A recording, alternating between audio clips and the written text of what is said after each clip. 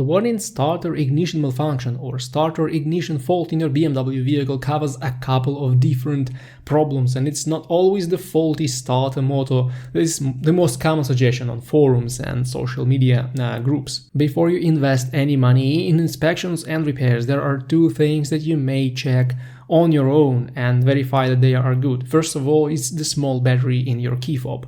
Even though the starter ignition fault is not the most likely message to appear when this battery is low, sometimes it can be triggered when the key intermittently loses communication with the keyless entry system in your BMW. So simply replace it with a good $3 battery, such as a Panasonic or another reputable brand, and see if this resolves the problem. Then the second thing you should try is checking the 12-volt battery.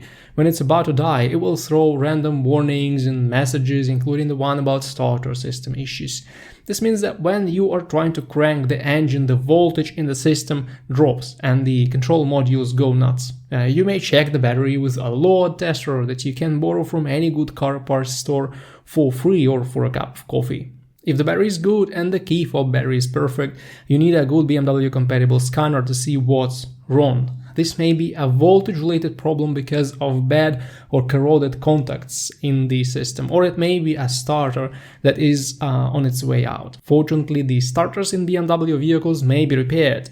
In most cases, this is just a bearing issue or a faulty starter solenoid, and the repairs are not going to be extremely expensive.